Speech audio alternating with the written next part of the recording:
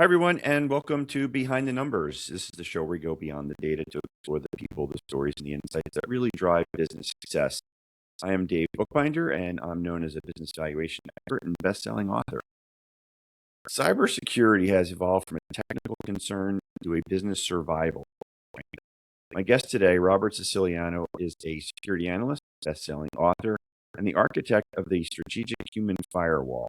As one of the world's most recognizable educators in the personal and corporate protection space, he is the straight talk voice for a digital age. You've seen his expertise on CNN, Fox News, CNBC, and Anderson Cooper 360. And you've read his insights in the Wall Street Journal, the New York Times, and Forbes. Robert, welcome to Behind the Numbers. Thank you. Very happy to be here. It is great to have you here. I want to tell the audience anything I didn't cover about who you are.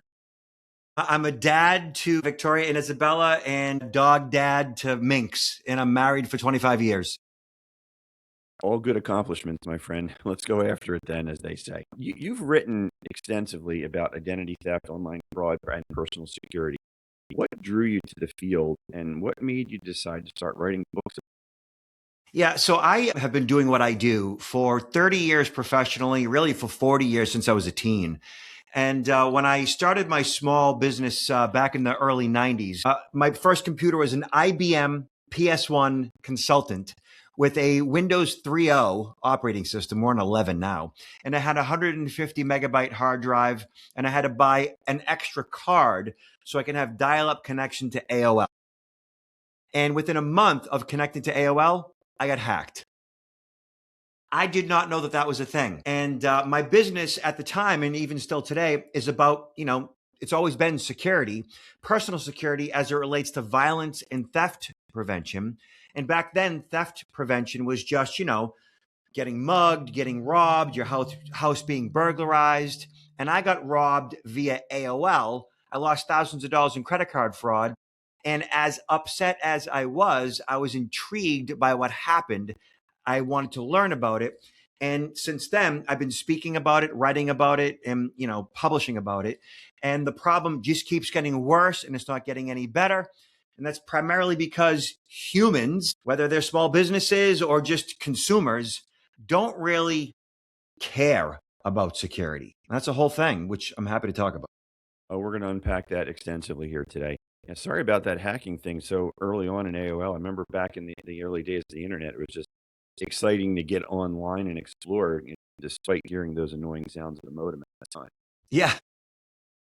So, Robert, across your books and your speaking engagement, you got a consistent theme that cybersecurity is fundamentally about human behavior, and you just alluded to it here. Why do you think that message hasn't really resonated inside organizations like that? Yeah, so when I get in front of a live audience, it's often because the chief information security officer, the company security guy or gal, calls me in to say, "Listen, our phishing simulation training, which is like their 101 security awareness training that they offer once a year, isn't quite working the way we want it to. We just want our employees to care about security. Like that's why they hire me. Just make them care." So I get in front of a live audience and I ask them qualifying questions, knowledge-based qualifying questions that are designed to challenge their belief systems. So like, how many of you have a home security system? Is like one of the first questions I ask them. If I get 15% of the room to raise their hand, that's a lot, which means 85% don't. And then I say, okay, so why don't you have a home security system? And the most common answer I get is, okay, we don't have a home security system because I don't want to live like that, they say to me. And I go, what does that actually mean? Well, I don't have a home security system because I don't want to live in fear. I don't want to have to worry all the time. I don't want to be paranoid, they say, which is very telling, actually, and very, unfortunate. It just shows that we as consumers, we as citizens, we as Americans have a very unhealthy relationship with security. We look at security truly as a bad thing. Security is about worry. It's about fear. It's about being paranoid. People think that if they install a home security system, as if it's going to make them paranoid. Like that's what we think. And that right there makes it very difficult for people to embrace risk management because they think it's a bad thing. And so it's always been like that. And it was like that 30 years ago, and it's like that today. Yeah, let's unpack that a little bit. There's a lot of psychology going on there that's probably way above my pay grade, but you live it day to day. So maybe talk us through some of that. What is going on there? That really is a very simple cultural, societal, psychological, and truly a biological issue. Okay. And doing what I do for as long as I have, I've come up with the understanding that we all, human beings, all of us worldwide, have what I call the human blind spot. And the human blind spot is our biological want and need to trust each other. Okay, so human beings are what is considered an interdependent species, which means we depend on each other for our survival, for our procreation. Man needs woman, woman needs man, and without each other to procreate, the species would fail to exist, right? So the basis of that is we've got to trust each other. And so throughout the day, week, month, year, people that you come in contact with, phone calls, emails, text messages, you want to trust that person has your best interest in mind, that they don't want to hurt you. We want to trust people. Not trusting others is kind of like a learned behavior. We learn to not trust others because they may actually physically hurt us, or they may deceive us, or they may steal from us. And so that learned behavior that not all people are worthy of our trust, the lessons as a result of that trauma, we don't necessarily learn from those lessons. We just kind of like, I don't want that to happen to me again. I don't want to have to think about that ever. And we do nothing. And we function in a state of denial. And we look at security as a bad thing. Oh, I don't want to think that people are going to hurt me again. Therefore, I am going to do nothing and function in denial. I mean, it's like that everywhere.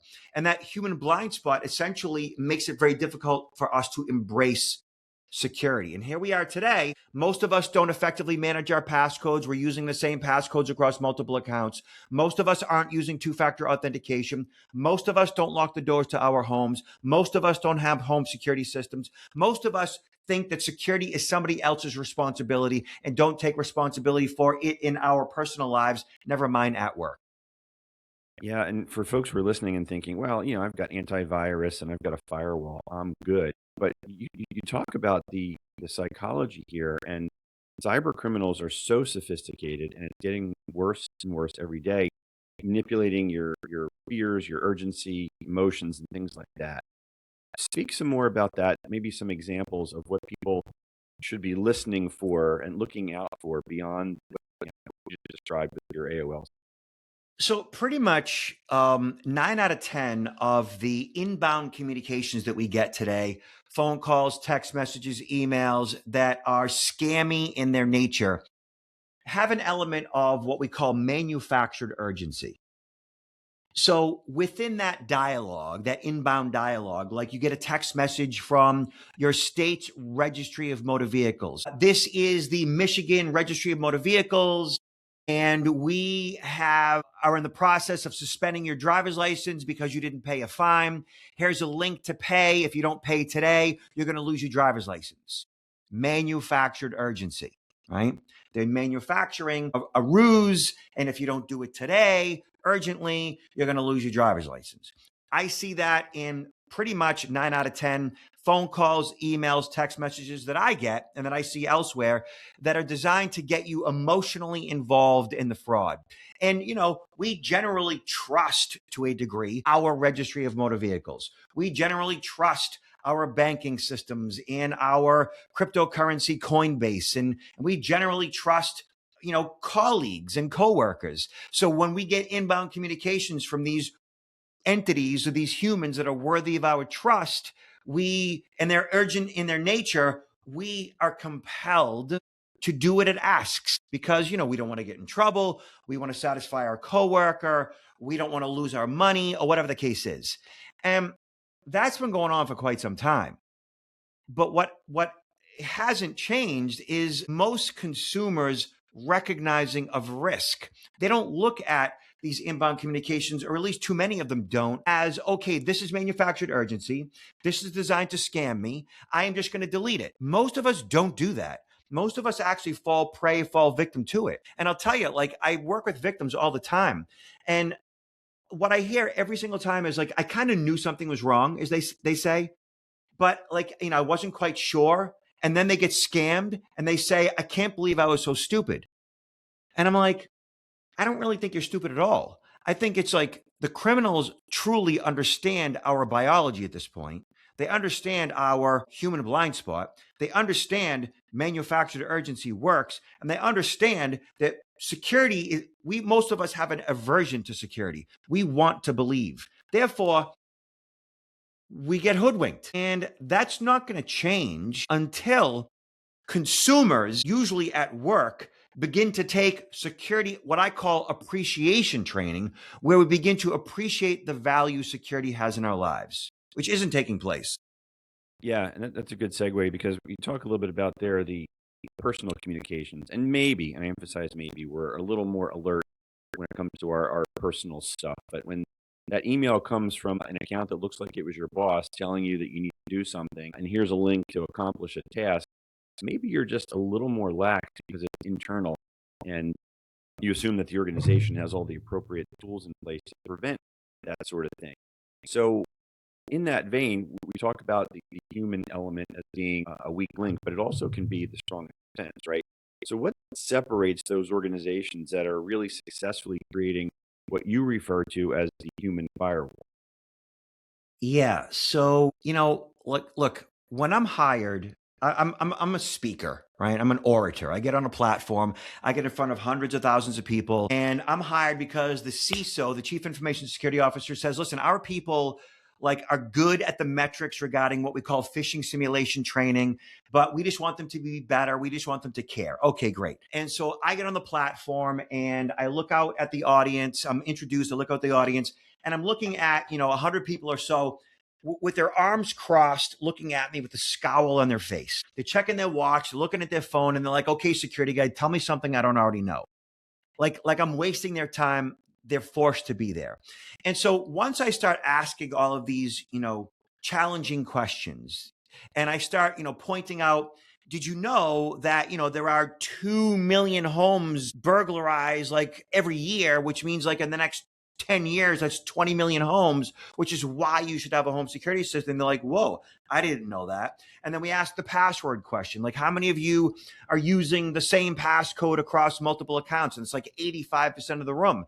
And I'm like, well, okay, did you know that there are like 20 billion of your passwords on the dark web? They're like, whoa, I didn't know that either. And so as you like kind of reveal what's going on out there, they be like their arms begin to kind of go down by their side or on their lap, and they kind of lean into the conversation. The scowl kind of goes away and their eyes open up a little bit. Now they're like interested in what I have to say because I'm talking about them and their security and their own identities and their child's digital footprint. Because what I've learned is that all security is personal and people truly protect what they love, what's most important to them versus, like the company client data. Okay. And so as I'm, kind of weaving their personal security into this presentation, as the arms go down, the hands begin to go up because they have questions that they've always had regarding their own security. And so I say, okay, sir, you had a question. And he asks the question. And then there's a woman like sitting 10 feet away from him. I go, ma'am, you had a question. Oh, he just asked the question that I was going to ask, because they all have the same questions. Consumers all have the same concerns. And so the successful companies are the ones that like realize that successful security awareness training is the type of training where it's about them. It's about the employee and their concerns. And the effect of that is what I call the kitchen table effect. And the kitchen table effect is when successful training ends when the employee goes home and they talk about like what they learned at work today and they teach it to their family, cementing those lessons for life because it's been made personal. That's successful security awareness training. Yeah, all security is personal. Write that down out there, gang. So, if you were hired to protect a multi generational business, let's say, you've got obviously different generations with different perspectives and different levels of technological awareness. How do you get them all to pull in the same direction to create that strategic human firewall? You know, like every one of us has loved ones that keep falling into the same traps. Every one of us. Like my dad calls me, hey, I got a pop up from Amazon and it had the Amazon phone number saying that like I owed them money. So I called the number and I'm like, Dad, what are you doing? I kind of like yelled at him, like, and I was like, I'm sorry, like I didn't mean to yell at you, but Dad, you should know better because, this is what I do. And I've told them about this 1,000 times. We all have like somebody in our lives that like just keeps getting hooked on that stuff. No matter what age you are, whether it's you or your spouse or your parents or your kids or your, sister or brother. And so when we relate it to our existing situations, then people begin to kind of like, sit on the edge of their seat. Okay, so this is how I talk to my mom. This is how I talk to my dad. This is how I express these issues to my sister who lost her husband last year and she's kind of lonely and she's susceptible to all these romance scams and so on. So as you relate the information to what concerns them, again, making it all personal, like it's what people want. It's how people relate. It's how they learn, especially with this particular topic, because this topic is about predators. It's about thieves. It's about sociopaths and psychopaths. It's about hardcore narcissists that intentionally do harm. And like in my years of doing what I do, I've come to the conclusion that as much as 3% of all humans are bad actors, like 3%. That's a lot. The medical communities will basically tell you that, yeah, as much as 3% of women and really as much as 6% of men worldwide could be diagnosed as sociopaths and psychopaths. They don't experience empathy, sympathy, guilt, remorse at all. These are the true predators amongst us. They're the wolves and the lions. We are the gazelles and the rabbits. And once you kind of frame it like that, they're like, whoa, I didn't know that.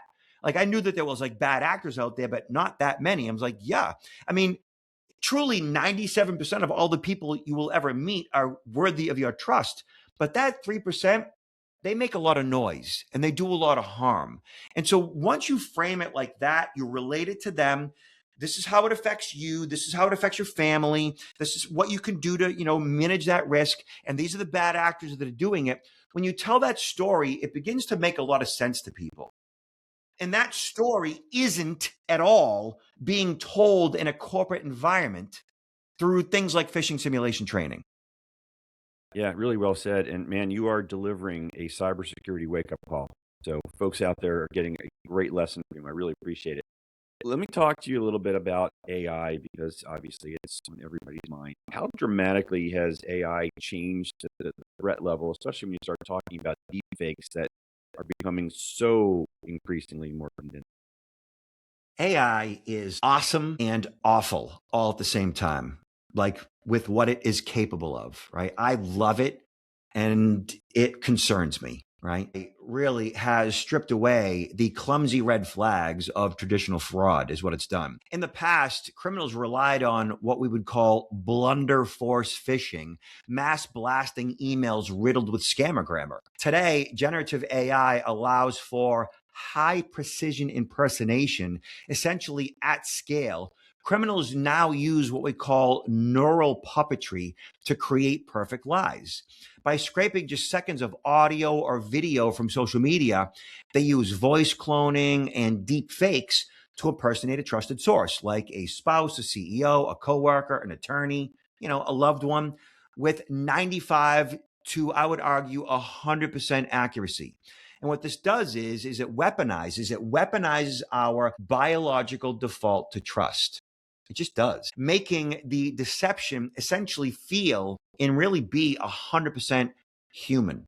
And furthermore, what's worse is that AI automates the grooming process, basically using normalizing dialogue to build rapport, exploiting the loneliness loophole.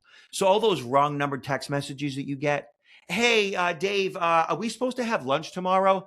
And you're like, I'm sorry, who's this? And you get a response, oh, this is Gloria. And Gloria sends this picture of a beautiful Gloria, right? And she's like, hi, Dave, do I have the wrong number? Where are you from, Dave? And you're like, I'm, in Boston, Massachusetts. And she's like, Oh, I'm in Coral Gables, Florida. And the dialogue begins. And if Dave is lonely, and I don't know if you know this, but like 25% of all humans across the planet today will wake up lonely, which is natural and it's normal. Loneliness is designed, they call it that, the pain and the ache of loneliness. Loneliness is designed to get us to gravitate towards other humans to procreate. That's its whole point. It's like hunger pains. Hunger pains, we gravitate towards food, to eat, to consume, to live another day, to procreate. Loneliness, same thing, to procreate. And hackers, criminals, organized crime understands this, and they groom us via phone calls, emails, text messages. And basically, AI is removing the manual labor of what we call social engineering, allowing a single predator to pilot thousands of digital puppets. The criminal is the puppeteer, piloting thousands of digital puppets simultaneously, bypassing technical firewalls and hacking the human's biology.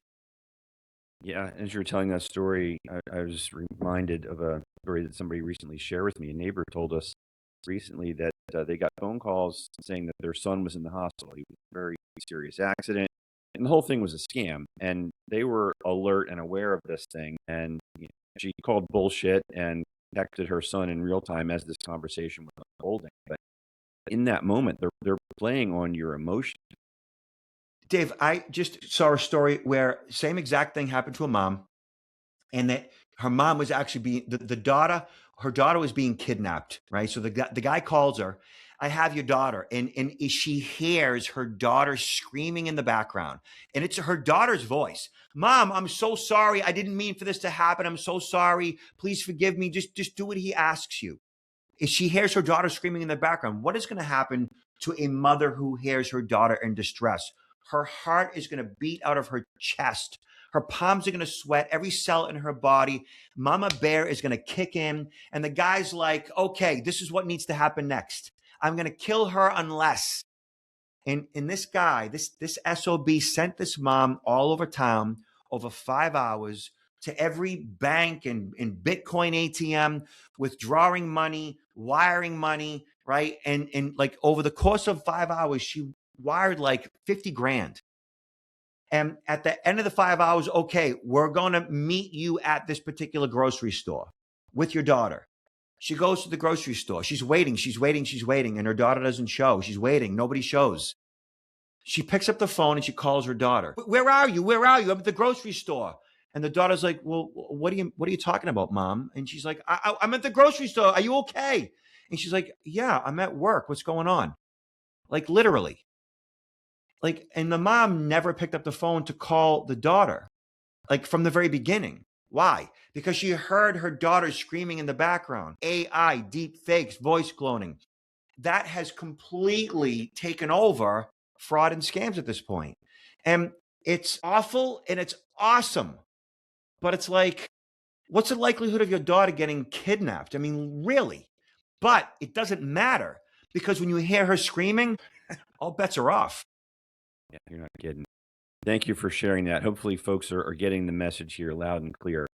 For leaders who are listening, what are the most important conversations they should be having internally with their teams right now about cyber?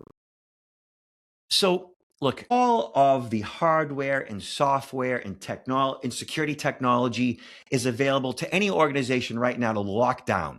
Right? Companies provide anything and everything that any company needs in order to protect their network. Managed security service providers, managed service providers. I mean, everything is out there.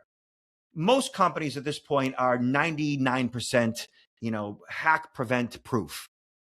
But it's the human element where that's where the vulnerabilities are.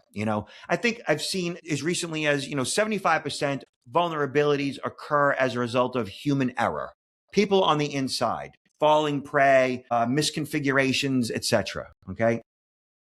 And we're treating most security issues as technology problems when the those who are perpetrating the frauds are humans, and those who are essentially the targets are humans. And we've taken the whole human centric element out of the security equation, when like that truly is where the vulnerabilities still lie. Because, yeah, the technology to secure your networks is there, bulletproof, but the human element bypasses that. And so, understanding that and knowing that, like, when that CISO, the Chief Information Security Officer, the CTO, recognizes that they need to train their humans effectively regarding risk management beyond phishing simulation training, and they need a budget to do that, have a conversation with your Chief Operating Officer or your CEO in regards to, hey, like in my own life as a Chief Information Security Officer, I can't get my dad to stop clicking links. I can't get my mom to stop responding to scammy text messages. Like our own employees, every time they get a text message or an email from Amazon that their PayPal account was compromised, they still respond because the human is still vulnerable. And when you talk about that as like from your own perspective and say, I bet COO, I bet you have the same stuff going on in your life too. Well, yeah, my mom is still responding to text messages. Well, that's all of our employees as well. So we've got to kind of like shift things up a little bit. In addition to our existing training, we've got to like actually train our people where they're at, because all security is personal. And once you present it from that perspective, we are all still vulnerable. 25% of our workforce is lonely. Our parents keep clicking links, where we still see vulnerabilities because of human centric risk. Then they say, okay, here's your budget.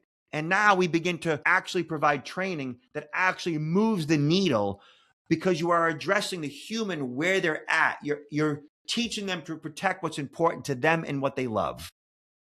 Yeah, big takeaway here from this program for me, all security is personal. Robert, we're just about out of time, but I want to give you the last word, man, and I'm going to give it open-ended to you, because is there something that I didn't ask you today that you want to make sure the audience knows? Look, you actually mentioned, and we spoke to like the human firewall. Well, basically, the strategic human firewall is a methodology that I've developed over 30 years, and it's what I want everybody listening to be. Essentially, it is the ultimate defense against deception. It's a proactive governance. It's a mindset that transforms us, consumers, employees, moms and dads, right, from passive targets into active detection layers. It marks the shift from I trust what I see by default because of the human blind spot to I verify everything. Most security awareness training is a monologue. The learner is talked at rather than with. It relies on the hammer approach, a barrage of don'ts or else, and ultimately it breeds resentment and apathy. I think that like if you're listening to this podcast, Dave, I'm betting that you already have most of the elements of a strategic human firewall. I know I do, but even still occasionally, like I receive an email and I click a link that like, oh, whoa, like, I shouldn't have done that. And then I like, backtrack a little bit, run antivirus. Okay, I'm good. Because I'm still human, But as you navigate the world, as you pay more attention, engage in situational awareness. You're walking down the street, you're looking ahead of you, you're checking out what's going on behind you, looking to the right, looking to the left, seeing if anybody's paying any unwanted attention to you in the physical world. You do the same thing. When the phone rings, you get a text message, an email, or a pop-up. You're on a Zoom. Is this person real?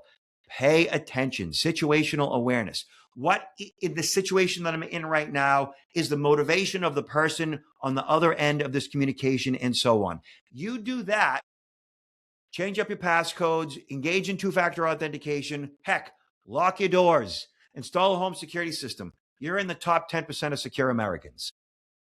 And, when you talked about the situational awareness, I have to comment on the people that are walking through the city streets with their earbuds in, totally oblivious to their surroundings, even traffic. Dave, do you know we've had more pedestrian deaths like in the past 10 years than ever? It's because people are like on their phone stepping off the curb and just walking into traffic. And the driver is on their phone blowing off the red light. Like, yeah, we're just not paying attention. And that is literally killing us. And it is literally emptying our bank accounts. Yeah. Robert, I wish I could go longer, but we're out of time here today. But before I let you go, tell the audience how they can find you, connect with you, and maybe get you to come speak to their organization about this work. So I'm on LinkedIn like most. I'm always putting it out there. My newsletter, I get like tens of thousands of people that follow my newsletter for free and read me there. So look up Robert Siciliano on the Google and connect with me on LinkedIn. Otherwise, my website is protectnowllc.com. Again, that's Protect Now. Robert, I can't thank you enough for joining us today. I appreciate you sharing all these great stories and insights, and hopefully folks out there are going to start paying attention. Thank you, Dave. Appreciate you. All right, man. Back at you. And thank you out there for listening to Behind the Numbers with Dave Bookbinder. I appreciate you for making this one of the top podcasts in the country. So thank you so much. Until next time, I am Dave Bookbinder, reminding you that the numbers tell the story, but people bring it to life. Take care, everybody. We'll see you next time.